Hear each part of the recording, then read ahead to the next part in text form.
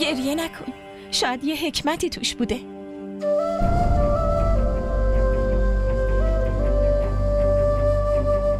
دوستتون دیگه نمیتونه مادر بشه.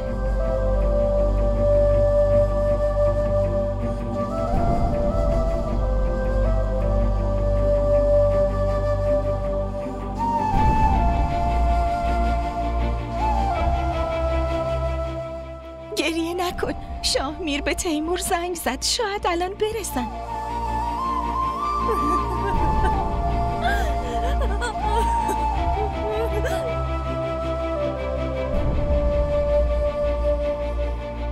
این چه حرفیه میزنی تیمور؟ خودت میدونی ترلان الان بیشتر از همه به تو احتیاج داره. بابا اون چه نیازی به من داره؟ زن دادا شما هم یه جور حرف میزنی انگار من حالش دادم. منظورم این نبود، ولی تنها ترلان ضرر نکرده. ضرر کرده. من اگه بچه بخوام زن دوم میگیرم، گفته باشم. باید سریع بگی که مرخصش کنم. کی هزینه های بیمارستان رو قراره بده؟ ببخشید یه لحظه. نمیفهمم این دیگه دردش چیه. الو. قطع کرد. همه ی برنامه هامو به هم ریخت. به خودش که دکتر اجازه نداد. الان سفر منم خراب کرد.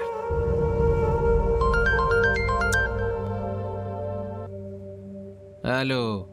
چی شده داداش زنگ میزنی قطع میکنی؟ چی؟ کی آخه؟ چی شده؟ همه چی خوبه؟ توی زندگی کسی که همچین زن نحسی باشه چطور میتونه همه چی خوب باشه؟ مغازم آتیش گرفته، میفهمی؟ آتیش! واقعا که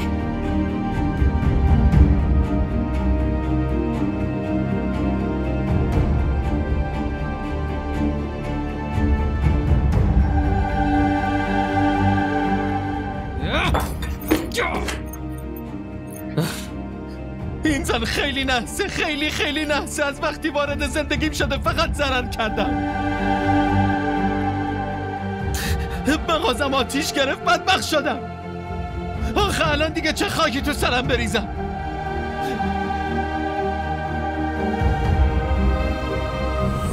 تو همه جوره برام خوش شانسی. دست به خاک میزنم طلا میشه.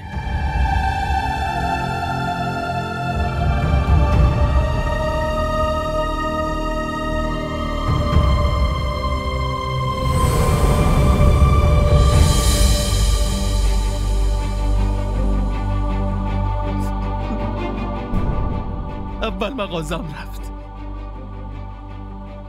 بعد موتورم رفت. وای خدا آخه مگه میشه آدم یک شب بدبخت بشه؟ بابام همیشه میگفت کسی که کفر نعمت کنه یه روزی همه چیشو از دست میده.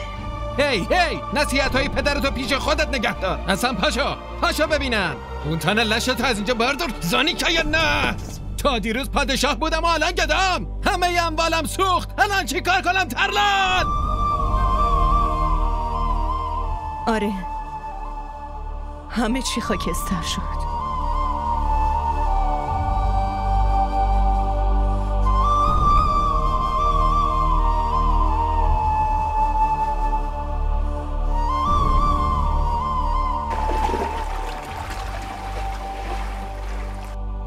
خودتو به چه حالی انداختی؟ آره، بدبخت شدم. الان به چی فکر میکنی؟ من دیگه نمیتونم مادر بشم. چرا از این موضوع ناراحت شدم؟ مگه 2 بچه ندارم؟ دلتنگ بچه هات شدی؟ نه من همیشه فکر میکردم هیچ وقت دلتنگ بچه هم نمیشم. فکر میکردم بازم بچه میارم.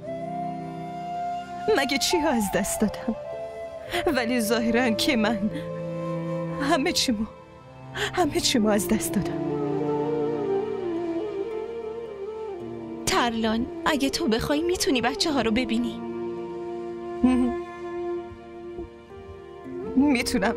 میتونم اینو ببینم.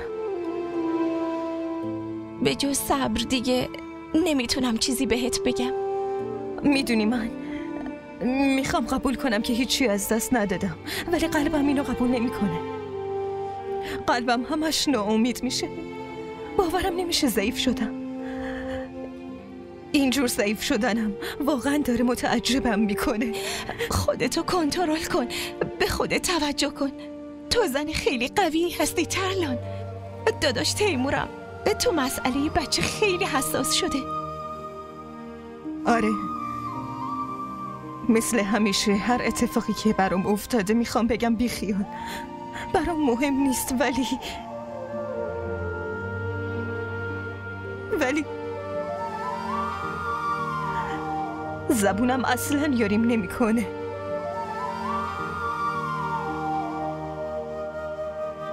ترلان قوی باش عزیزم.